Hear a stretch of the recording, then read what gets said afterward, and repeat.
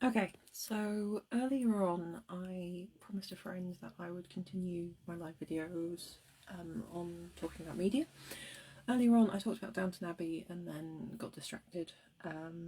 Now I'm going to talk about Archer because apparently more people like Archer than Downton Abbey. To anyone who likes Archer more than Downton Abbey, you are wrong.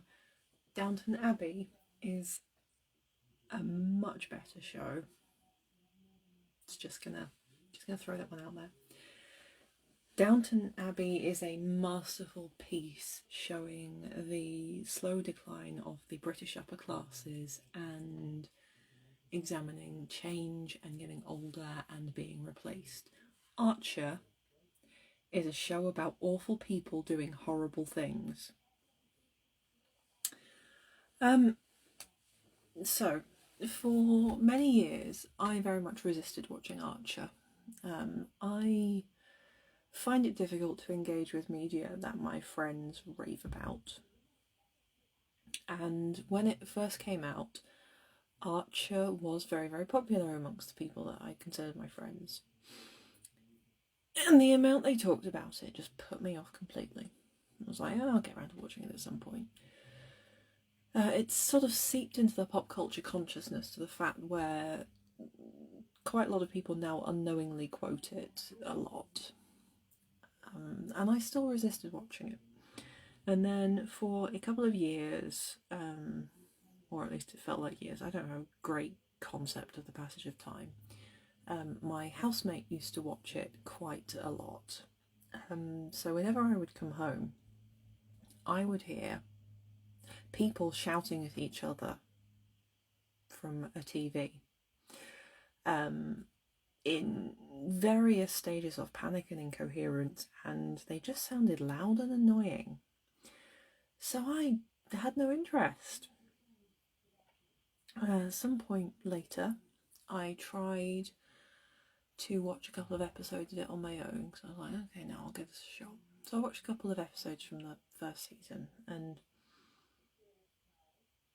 I was left with that confused thought of, is this supposed to be funny? Is this comedy? I had much the same experience with Rick and Morty, actually. I watched a couple of episodes of Rick and Morty and was like, is this funny? Do people enjoy this? This is shit. Except I felt a lot stronger about Rick and Morty than I did Archer. Archer was just like, this isn't terrible, it's just not very funny. Fine. And so I continued paying absolutely no attention to the cultural phenomenon that was Archer. Until a few weeks ago, I was visiting a friend and ended up watching about, I don't know how many seasons we watched in one day. Went on a proper binge watch of Archer. I was like, yeah, alright, go on. Lay it on me. How bad can it be? And I had a lot of very complicated feelings about it. Archer is not a bad show. It is not funny. And it is interesting, but it's not important. It is well written, but trash. And it makes me wildly uncomfortable in a lot of ways, and I'm not sure if it's designed to or not. I'd like to think it is. I'd like to think whoever makes this show is self-aware enough to understand that what they have created is horrible.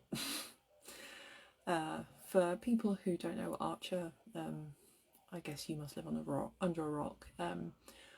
Archer, I think, essentially started as a parody of 60s spy movies. It's a cartoon for adults in which an American James Bond-alike and a agency of spies who I think are often like outside contractors for various different government agencies do spy things.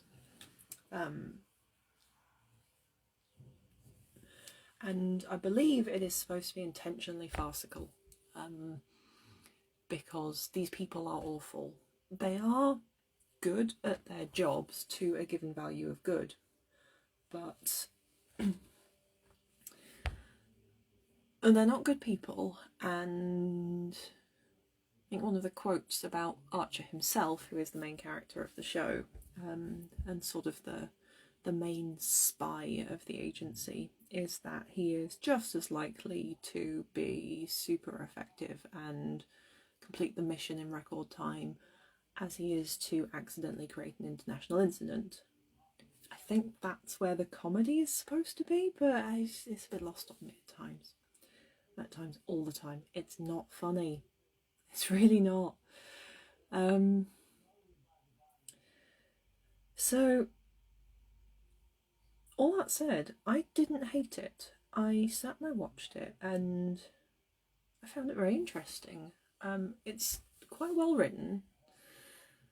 The characters are all awful, awful people who deserve everything that comes to them, and probably more besides. In fact, definitely more besides. They are horrible people doing horrible things, and I understand that there is an appeal in that kind of media. I mean, Peep Show exists. I don't get Peep Show. Like, these people just make me cringe. They are irredeemable shits, and I don't want to watch that. I'd rather watch something fun. And Archer is similar. These are irredeemable people doing shit things.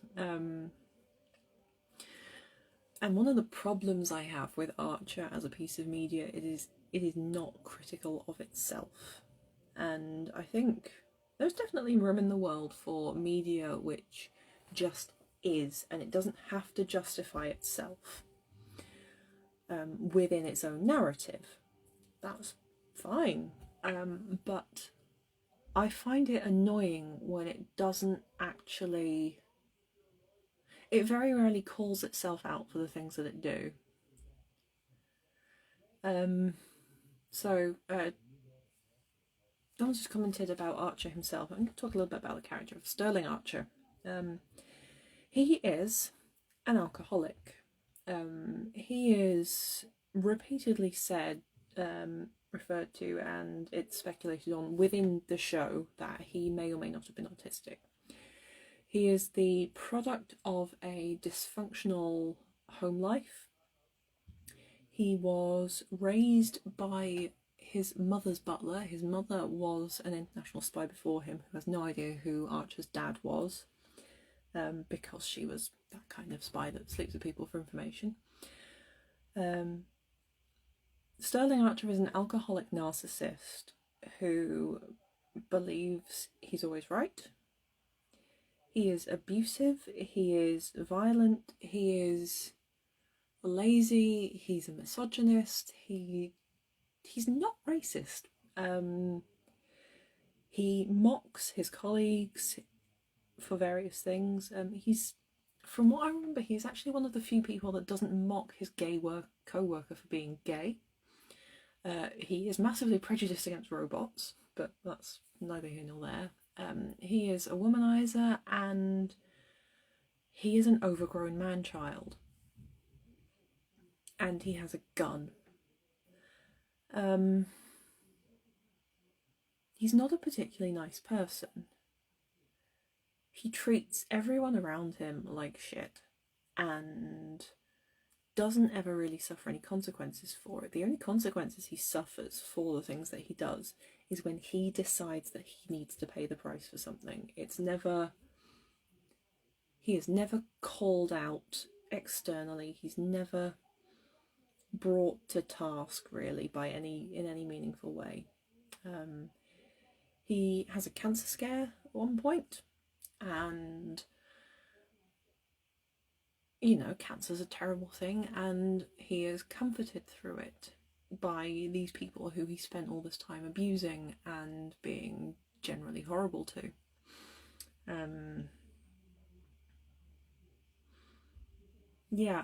Sterling Archer is a mess. His mother, Mallory Archer, who runs the spy agency that he works for, she is an abusive alcoholic. and just very uninterested in anything.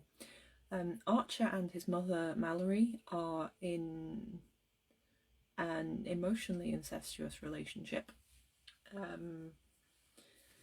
in which they have a lot of complicated feelings for each other and seem to hate each other but can't stop working together. And I'm like, is this comedy? Is this funny? It's very confusing. Now there's several characters in the show, and they are all some level of problematic, and not addressing this within the narrative, or at least not properly, is one of the show's great failings to my mind. In a later season, one of the other agents who has an on-off relationship with Sterling Archer, her name is Lana Kane. She is an excellent spy, and she is one of the more sensible characters on the show, which really isn't setting the bar very high, but she is what passes for a moral compass of this group of people.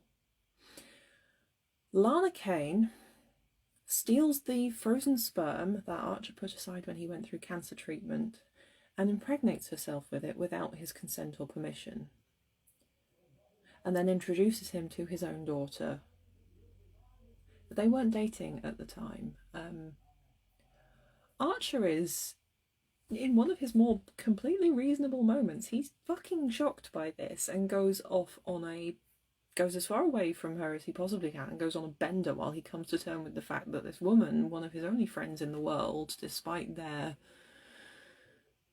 deeply dysfunctional relationship, has stolen his genetic material and created another human with it. And he says this. He says he's not okay with it, but then it's never really addressed beyond that.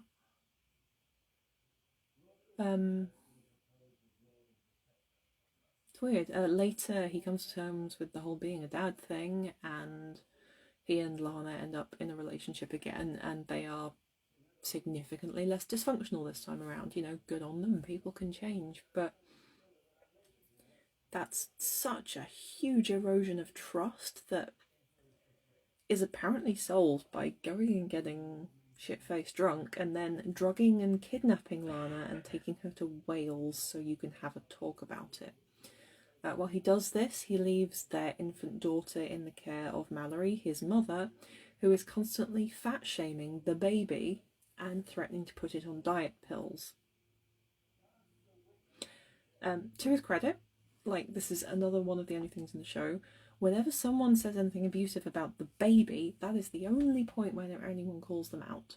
When Mallory threatens diet pills to the baby, Sterling very, very clearly says, if you do that, I will have you arrested and sent to prison for wild child abuse. It's the only time he ever puts his foot down is when it comes to his daughter, which, as a character trait, is really interesting. But in the show, it's like, could you maybe be a little bit more consistent about the things you're going to take a stand on?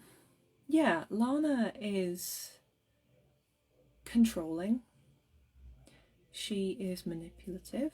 She is something of a hypocrite, which is pointed out by another character at one point.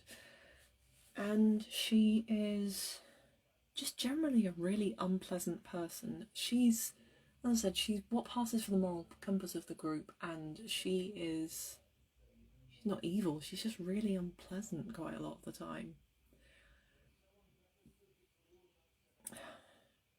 And then we have Archer's other best friend is a lady called Pam, who starts off as the company HR director. And she explains that most of her job is processing sexual harassment claims against Sterling Archer. She herself is an HR nightmare. She is an overweight bisexual woman who is always seen eating. She has huge amounts of body confidence, which the other characters actively shame her for, but she doesn't really give a fuck about. And she is a talented field agent when she finally becomes one. She is gifted, she is incredibly smart, she can learn a whole new language in the time it takes to fly to a country. She's a fantastic secret agent. She's also literally a rapist.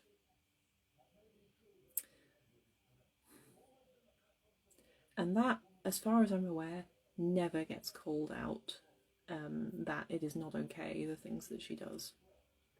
And she is portrayed, certainly to the audience as much as anything else, as one of the most sympathetic characters in the show.